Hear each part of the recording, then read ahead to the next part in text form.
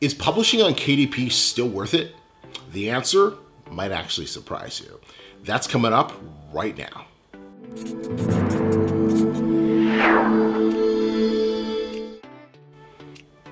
Hey everybody, I'm Emeka, founder and creator of my self-publishing blueprint, and I've been using the Kindle Direct publishing platform since early 2016. Publishing on KDP has changed drastically over the last few years, and in today's video, we're going to address whether or not you should still continue to self-publish your books on KDP.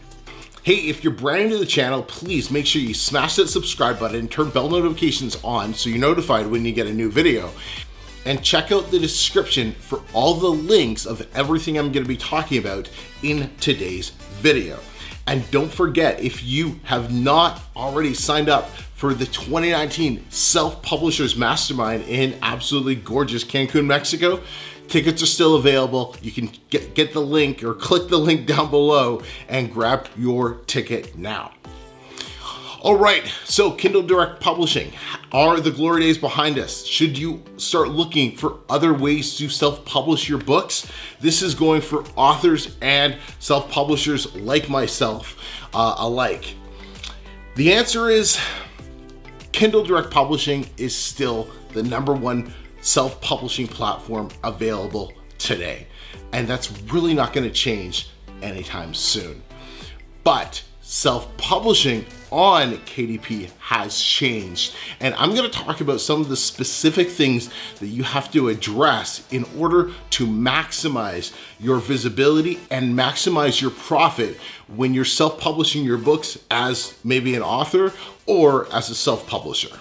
So let's first talk about some of the changes that KDP has gone through over the years. Going back from 2012 to 2015, we can kind of look at those as the gold rush days.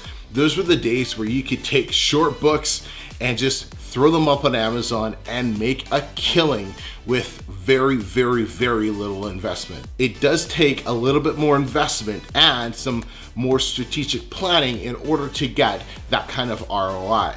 2016 to 2017 were kind of more of the loophole days.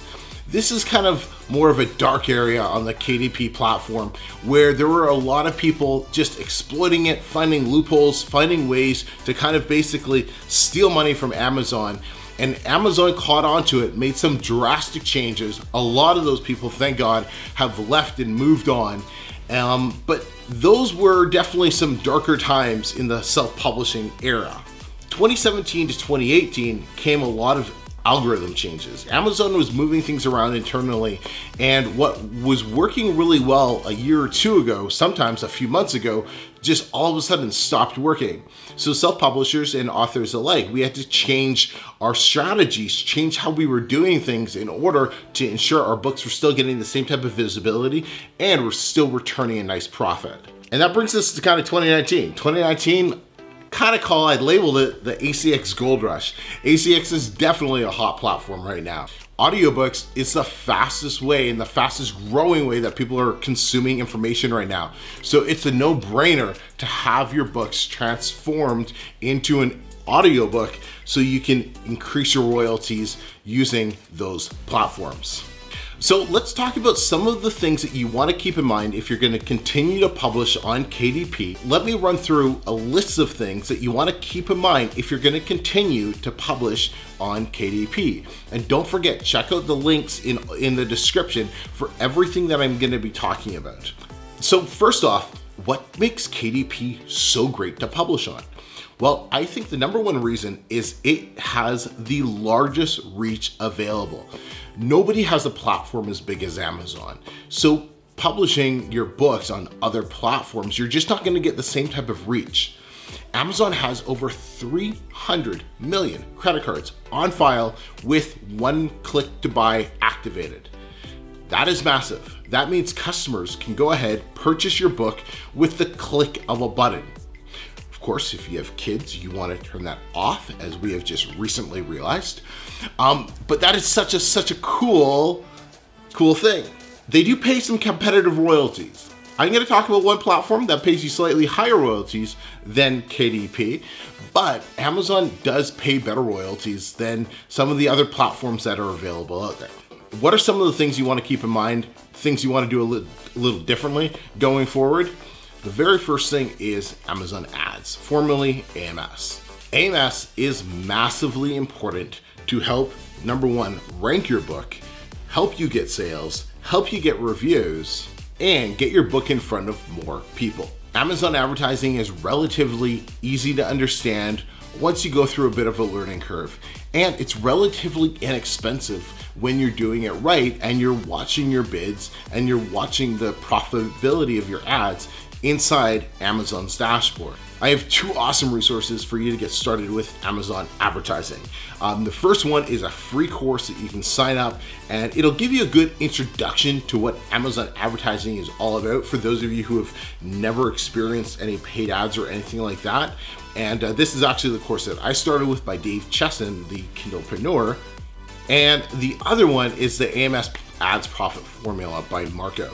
And this is a way more in-depth course that goes into how Amazon advertising works and how to really maximize your profit from it. So I'll put links to both of those courses. One is free, one is you have to pay for it, but I'll have links for those down below. Descriptions is the next thing you really want to be aware of. It's a lot more competitive on the KDP dashboard now. So that means your description is going to play an even more important role, because this is the one area that publishers and authors are still lacking, mainly because it's not one of their stronger skills. So having a solid description that sells your book doesn't tell customers what's inside of your book. That is not the purpose of your description. Your description is to sell your book. Whether you're an author or publisher, that is the purpose of your description. If you're getting a lot of clicks on your ad, so to speak, so a lot of people are clicking on your ad, they like your cover, they want to see what your book's about, but you're not getting any buys, boom, that's your description right there. So this is definitely an area that I've noticed a lot of publishers could step up their game with. And you know what? I wasn't even gonna do this, but there's a resource down below in the description for a book writing description service that you can check out for sure. Now, the next thing that you definitely wanna keep in mind is using other platforms. Now, hey, I just said, KDP has the biggest reach, over 300 million credit cards. Why would you wanna put your books on another platform? Well, I focus only on paperback books. I don't worry about my ebook sales. It's next to nothing. I really don't care about my ebook sales. As a nonfiction publisher, my money is in paperbacks and audiobooks. So I put all of my books up on Ingram Spark as well. Ingram Spark is another publishing platform like KDP that does ebooks and paperback. And I have a whole video that I just did on step-to-step publishing on Ingram Spark. I'll link it up in the cards here, and so you can go check that out if you want to get your book up. If you want to get your books up on Ingram Spark as well. And I'll tell you, one of the best things that I've realized about publishing up on Ingram Spark is that it adds a couple $1,000s to my royalties every single month, because some books actually sell a lot better with Ingram Spark than they do on Amazon alone. Now, the next thing you want to do is make sure you're branding your books properly. Branding your books is just what a smart business owner would do. Having similar covers, similar style of content, and collecting your emails. This is something, as Amazon gets more and more competitive, as more and more authors and self-publishers use Amazon, use the KDP platform. In order to stand out, you need a brand. Brands stand out versus the publisher who's just publishing in generic niches all over the place. If you have a brand of books all looking similar, it tells your customer you're more of an authority figure in that particular niche.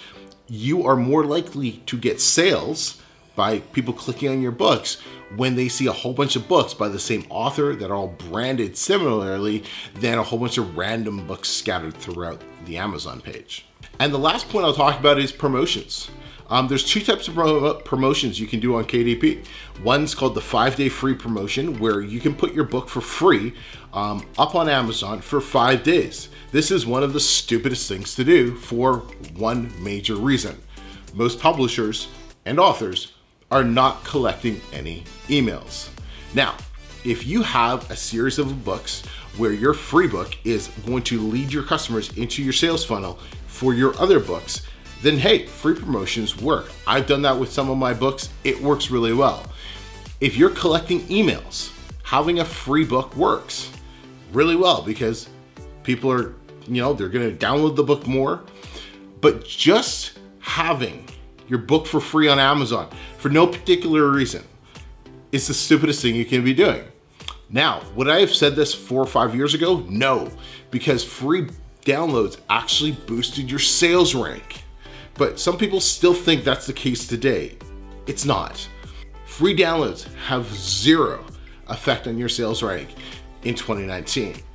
So only use free downloads if you're collecting and building your email list, or you have that free book that's start of a series or start of a funnel that's gonna lead customers into the rest of your books.